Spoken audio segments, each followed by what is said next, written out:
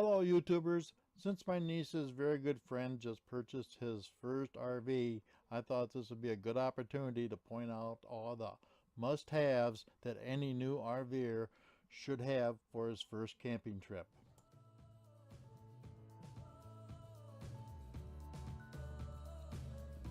First thing I want to point out would be a very good chock system. Now, whether you get just a set of commercial chocks from Walmart or Amazon or any camping supply, you can even use wood blocks. These happen to be made of like a polyurethane or a plastic material, so they're durable, yet they're lightweight. But as long as you have a good chock system, that's what's important to start out with when you first take out your RV. At the same time that you purchase some chocks, I would highly recommend some Lynx levelers. Now, before I go any farther, I want to let everybody know that I'm not getting a penny one from any of the suppliers that I'm recommending here. Everything has been purchased by myself, and I'm doing this all on my own, primarily for the new beginning RVer. But to get back to what I was talking about, a good set of levelers, and these are ideal for use, and you just simply put them underneath your tires. If you just need one level up, it's just off a little bit, you could just get by with just a couple of them. Sometimes you might get a lot, just like I've got right now, where I didn't need any levelers at all. Other times you might have where it's quite severely off level for one reason or another.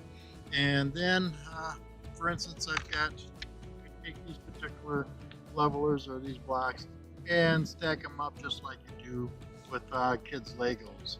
And that can be built up basically to about any height that you like. You get up too high and it's just not going to be any fun camping. So these are all made of heavy duty plastic. They don't break, they're waterproof, and they store and stack rather nicely right inside the bag. And so the bag is relatively waterproof, and so it keeps everything neat and dry. Now, sometimes you might not want to get those blocks out, or else, say for instance, you just park into a parking lot and you just need to raise it up a little bit. And rather than dig everything out, I've got a couple of blocks. These are just 2x6s that I've sistered together and cut off at about 12-inch length. And I just simply place these underneath the tires and then pull forward, and then it levels it up. These blocks have a lot of other uses too. And again, you can just make these yourself with scrap lumber. But what I do with these is if I'm on a steep grade and I don't feel real comfortable for my present locking or chocking system, I'll use something like this just for a little added support. I'll put the chocks on the inside of the tires, and then on the outside of the tires I'll put these blocks, which just gives me a little bit of added sense of comfort. Again, these are just a couple pieces of womanized 2x6s that I just cut down to 12 inches and screwed together.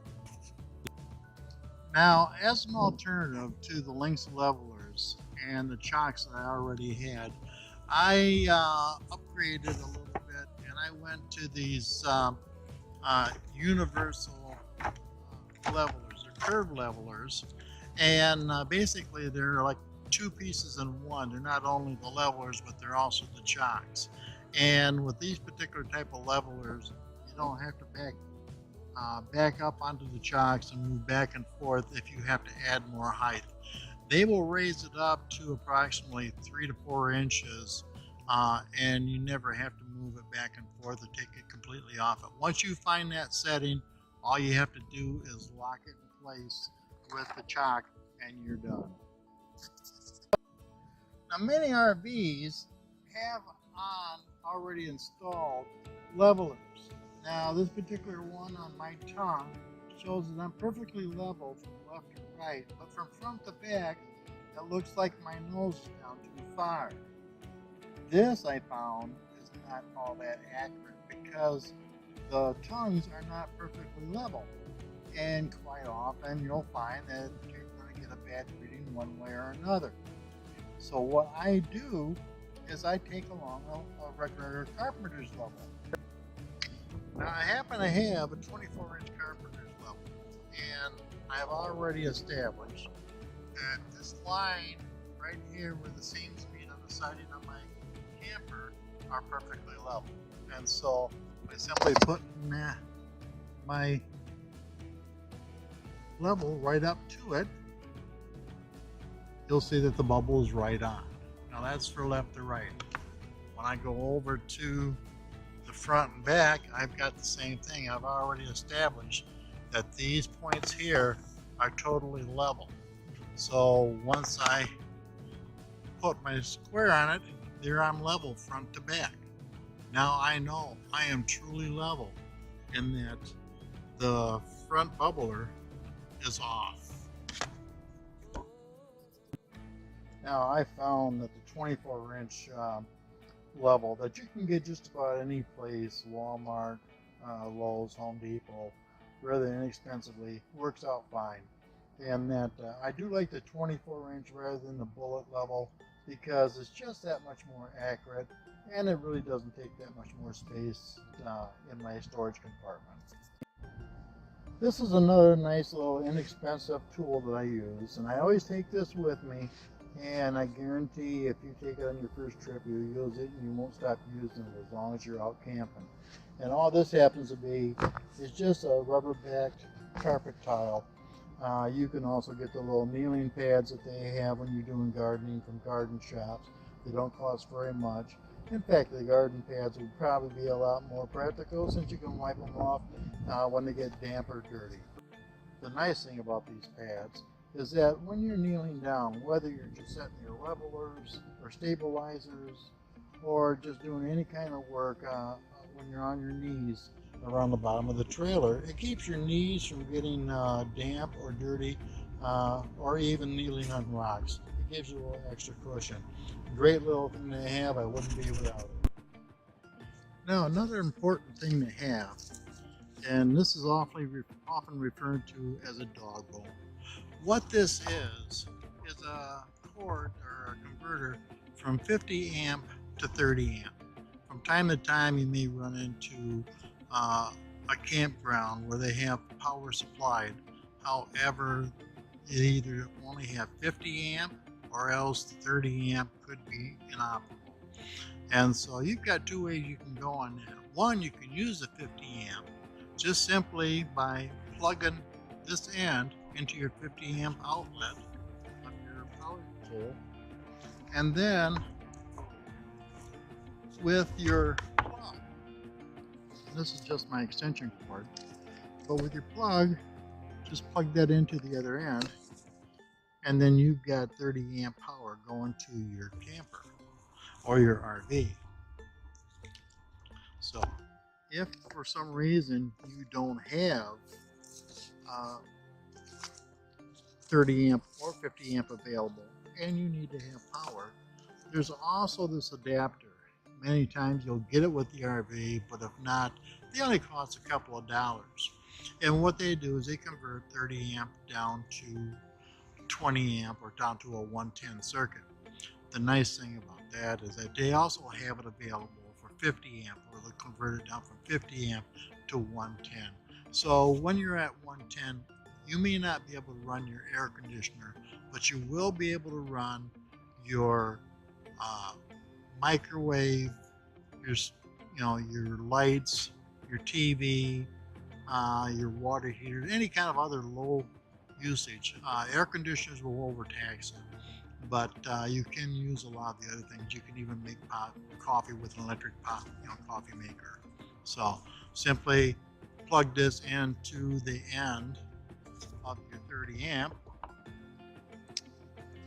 and plug that into your outlet. This is also handy to use if you're staying at a friend or a neighbor's garage or someplace where you're visiting family and they don't have a 30 amp outlet, like many people do not have.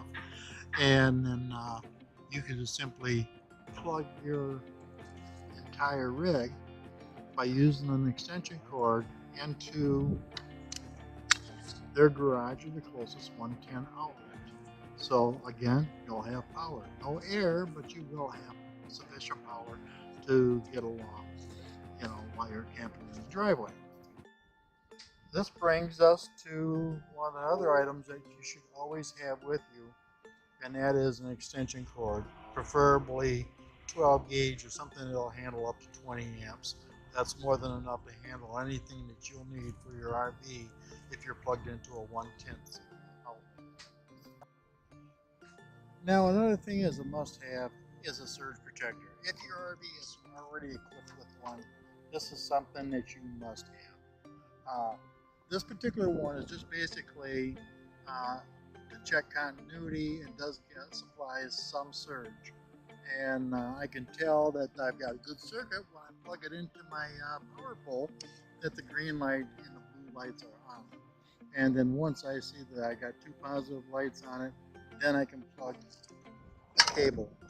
And so the heavier duty the surge protector, the better. This one I don't totally trust for heavy duty surges. However, it's worked out okay for me, and I was trying to go cheap. So it was only probably about $30 to $50. Again, everything I get is over on Amazon. And then to plug it in, just simply plug it into your power box located in the back or in the side of your RV unit in the campground where you're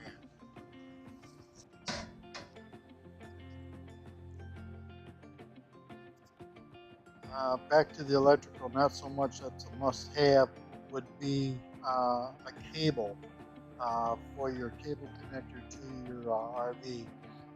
Quite often, RV parks will have free cable or cable provided for you at a relatively low price.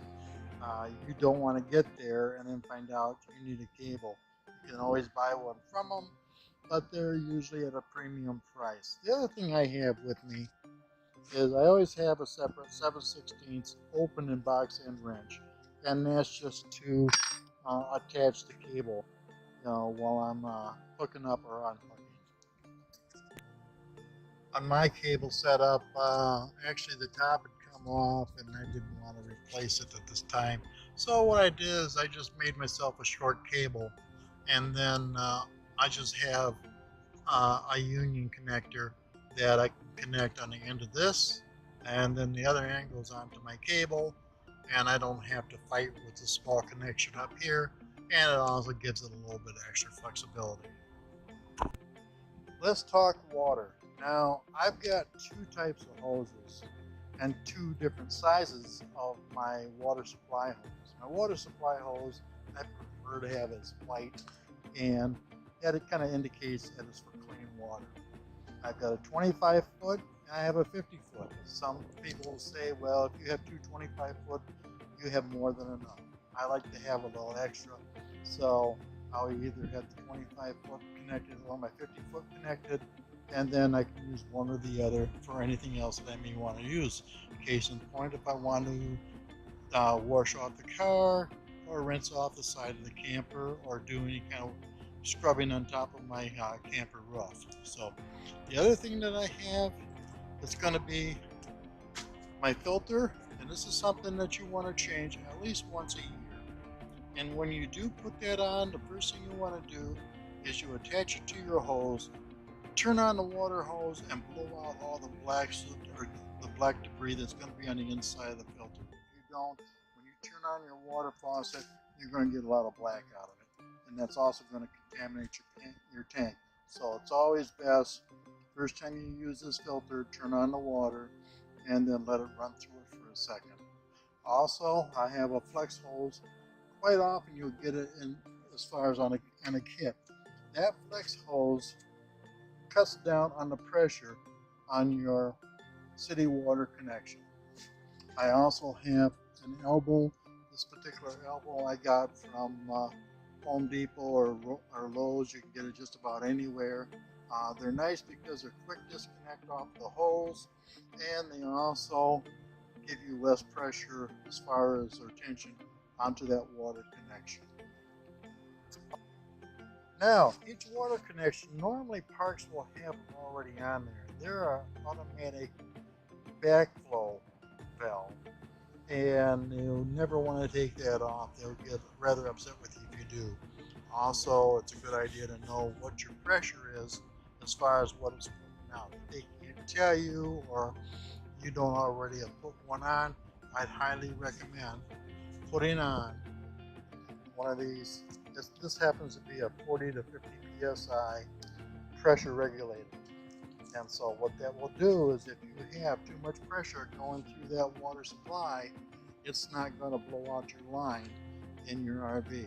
It's one thing you don't ever want to have is water in an RV. They just don't seem to get along with unless it's a shower or a sink. And still, you have a little issue with it. The other thing that I have, and this just happens to be my spare, I like to use the copper, but this is a little splitter that I put on the end of the water supply. Now the reason I do that is that the splitter, you can get a good shot of that there. Okay, right here, okay, that splitter, which happens to be the brass, because I like it so much better, but it allows me to connect another water hose to the same water source without disrupting my service to my camper. I happen to have this black hose which I use for the scrubber, and I'll talk about that when I get over to talking about the black tanks.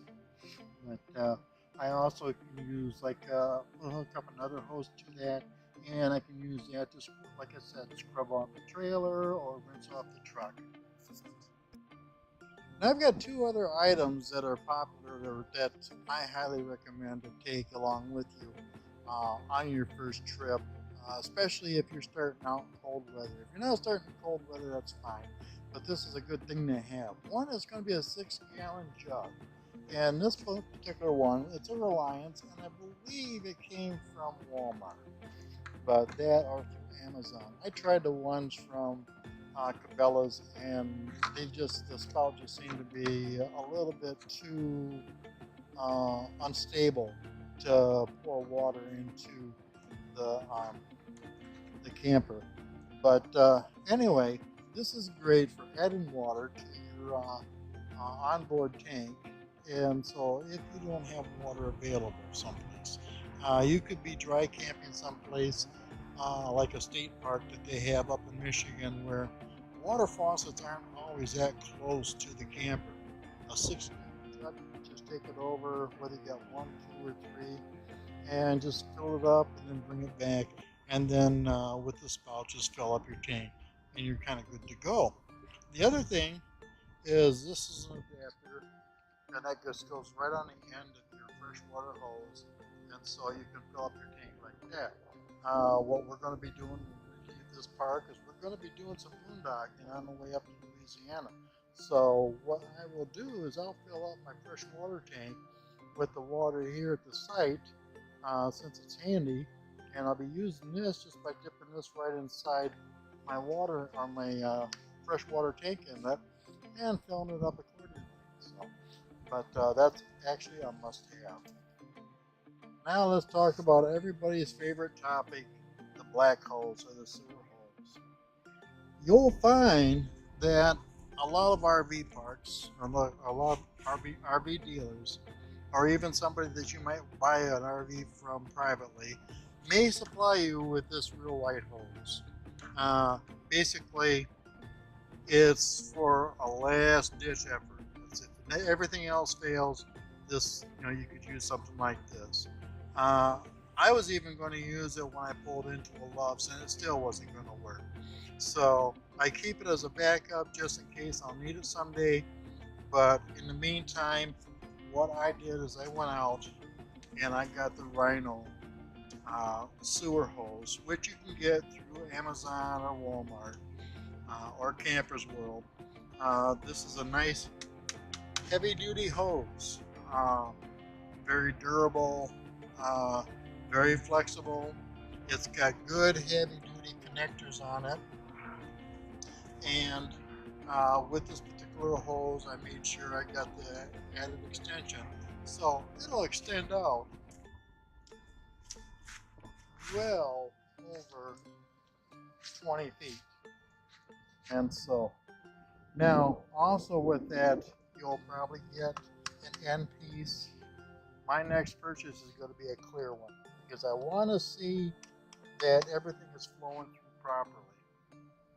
This one has a variable ring, so that'll fit all different sizes of your receivers or sewer tanks.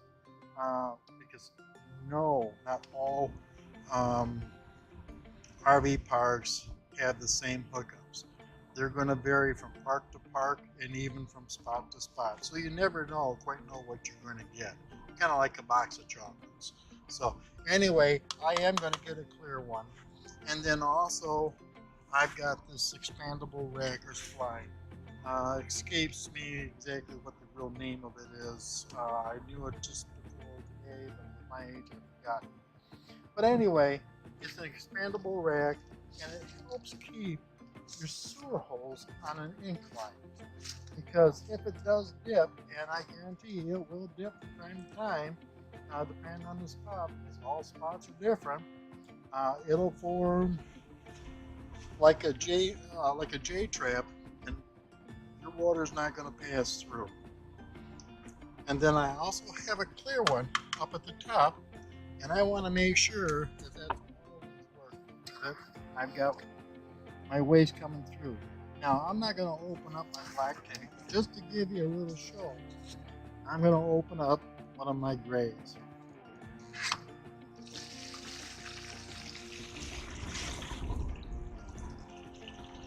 That gives you an idea how it works. Now, you always, always, always, always keep your black tank closed until you're ready to drain it. Do not, do not, do not open it thinking it's going to drain just like a sewer when you're hooked up to septic. It does not work like that. Now, also included with my black holes or on my RV, I have, this is a sewer tank flusher. If you don't already have one, you can buy them separately. But I just happen to have this one already pre-installed on the RV when I got it. This hose is the hose I use for this, and basically this only, other than maybe rinsing off the camper or the truck. Never, never, never cross-contaminate your hoses. You always think of that white hose has got to be separate from the black at all times. That's why I went with the black hose on it. It helps me kind of remember black hoses are dirty, white hoses are clean. So, real good habit to get into. Keep them separate. When you store them, keep them in a separate container. Now, speaking of containers, I've got two basic containers. The one on the left is a clear white container. That one I use for my white hoses. Anything for fresh water, whether it's the hoses, the filters, the connectors, they all go into that particular container. That container I'll actually put in the basement or the storage compartment of the RV. Never, never, never do I put the black tank supplies into it. In the black tank container, which is black, I always keep that in the back of my truck. You may or may not have that same capabilities, but at least I know that my tank is going to be well, or the black tank supplies are going to be well taken care of and secured, and no chances of cross-contamination. However, going on, I always have a black plastic bag. That's what I put my hose in after I finish dumping my tanks. Again, I will drain the black tank, then I'll run my gray tanks, and then I'll take that black hose that is hooked up to my scrubber. When I disconnect that, I'll run that down my black hose, my sewer hose, just to give it that extra flush. And so, if I've got both hoses connected together, I'll run it down the first hose. When I finish doing that, I'll disconnect it and then run it down the second hose. So that way I know I've got a good clean hose before I put it back into storage. I also have a couple extra things you always want to have: a good set of rubber gloves. Now I've got a good set of heavy duty rubber gloves nice ones and develop the hole into them. And then I also have some just disposable rubber gloves. And these, I don't even keep those in the black tank. I usually keep that in my storage area because they are disposable. And I might use them for any other need I might have when I'm to keep my hands from getting contaminated by flu or anything else. The other things that I have is I've got a spare cap. You want to have that spare cap because they do fall off. If they fall off or disappear, and it's noticed by the highway patrol or state police department or whatever when you're on the road, they will stop you and let you know that you've got a cap missing. Possibly you might have a possibility for a leak there. So they're going to want you to recap that. Keep an extra cap on hand. I also have this little rubber donut. That is for putting into your sewer systems when they don't have a threaded system. What it is, just a flexible rubber cap. I haven't got gloves on, so I don't want to touch it. But it's soft and it's malleable, and you just basically just push it into the drain pipe and then push your end connection or your sewer hose into that. These two little caps, I like to cap both ends of the sewer hose. Many times I'll just connect the two ends together, but other times I might just use these two caps for that. Gives me a little added security. This other connection is rather nice because what that is a cap that you could screw on like a black or a water hose that you don't use for fresh water, and you can drain fresh water out of your gray tanks, and that's only the gray tanks, through that hose into this place that's suitable for you. Another good use for something like that is there's a lot of people out there who have composting toilets. So what they will do is they don't have the need for a black tank, but they will have the gray tanks. So they attach that to the gray tank discharge, and then they hook up a regular standard water hose to it, and they drain that into the septic system. Again, I do have a kneeling pad. This particular kneeling pad, that stays with the sewer hose at all times. I never use that for any other reason but for draining my tanks. The other kneeling pad, I'll use that around the outside of the camper for doing any other kind of work. But this particular one, I only pull that out when I'm going to drain the dump tanks. That way I'm not getting any other pads dirty, and that once I get done using it, I can rinse it off and just throw it right in with my black tanks and not too worry about contamination. So another thing that I have not brought out and shown you, but I do think that you should have, is also a small bottle or jar of hand sanitizer. Hand sanitizer is something that I always use whenever I get done with a black tank. Even though I'm using rubber gloves, I'll still hit my hands with hand sanitizer. And trust me, there is going to be a time when you're going to get a little backwash. You'll get either something on your arms, or you'll get something, maybe it might even splash on your face, and you'll want that sanitizer, and you'll want it quick, and no matter what you paid for it, it's going to be well worth it. The very last thing that I'm going to recommend is that I've already mentioned it before in a previous video, is a toolkit.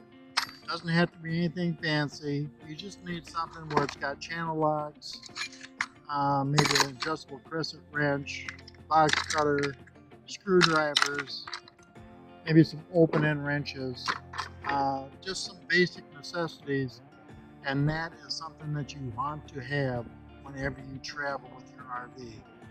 You probably won't have the one you needed when you are in need of it, but at least you've got something to work with just in case.